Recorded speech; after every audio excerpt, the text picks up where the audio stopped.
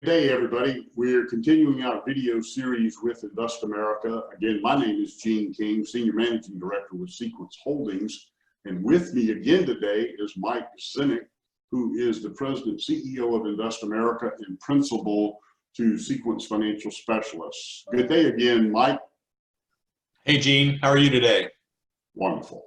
Hey, this is going to be another day of learning opportunities. Today we're talking about E-2 versus EB-5. So I thought I'd ask you a few questions and see if we can educate the audience. And I'll start with, hey, this is real simple. What are the key differences between an EB-5 and an E-2?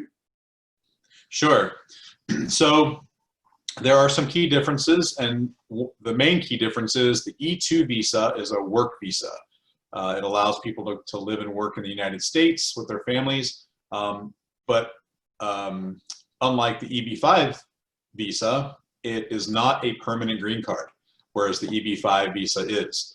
The other differences are EB-5 costs a minimum of $900,000 investment, whereas the E-2, there is no minimum investment. There's only a requirement for the investment to be a substantial amount, which equates typically to about $150,000 to $200,000 and above. And the other key differences are the E-2 is renewable, meaning that it can be renewed every 1 to 5 years, depending on where somebody's coming from. And if it's not renewed, then they have to go back to their native country. Whereas EB-5, it's a green card. Once you have the green card, it's a green card for life. So those are the key differences between the two. Oh man, how about let's talk for a second on main benefits and weaknesses, and let's start with the benefits. What are the main benefits of an E-2 visa? Main benefits of the E-2 visa are it allows people to come to the United States a lot more quickly than the EB-5. Typically, when you start the process for E-2, you can get through the entire process and get approved within, a minimum of 4 months, typically, and maybe 6 months, but it's a very short process, relatively speaking. And whereas the EB-5 could take several years.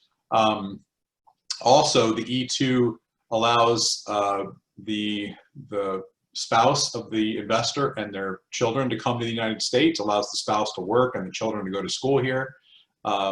It also allows, again, for a smaller investment amount, and it's also a dual intent visa. So you can, once you're here on the E-2, you can pursue permanent residency, either through EB-5 or some other means. So those are the key benefits of the E-2 visa. Okay, so with that, what would you say would be the main benefits for someone to consider EB-5 green card process and status? Well, the EB-5 benefits mainly are the green card, meaning that you can invest $900,000 into a qualifying project, and it allows you to get green cards for your spouse and all your children under the age of 21. And those green cards are for life. So you're allowed to make that investment. You're allowed to, once you have conditional approval, come here and enjoy all the rights and responsibilities of a permanent resident of the United States, and ultimately can also lead to citizenship. So those are the key benefits of the EB-5. Cool. Let's think about weaknesses. What would you say is the main weakness of an E-2 visa? The main weakness of an E-2 visa is it's not permanent. So you have to renew it every 5 years. It's basically an unlimited amount of renewals. However, if your business is not profitable, or if you're not gainfully employing U.S. people and not having the economic impact that U.S. immigration believes you should have, then you can be sent back to your native country. Now, what is the main weakness of the actual EB-5 green card process?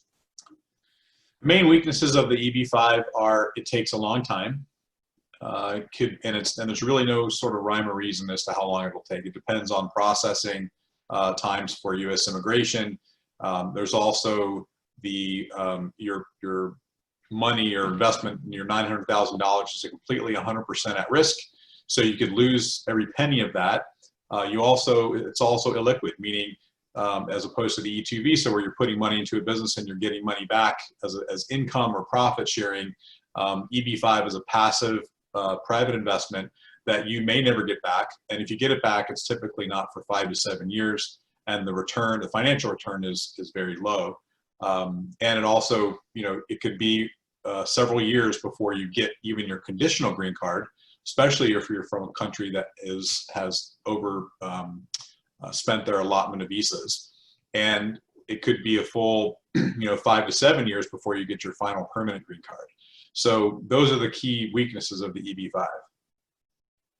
Mike, again, I thank you for this continuing lecture series today, talking E2 versus EB-5, and also wanted to let the audience know in a coming lecture series, we'll be talking about the EB-1C green card process. Some use a L1 to EB-1C, different ways to use it, but upcoming in future lectures, we'll be talking about EB-1C. And again, Mike, thank you very much for your time today to discuss E2 versus EB-5. Thank you, Gene.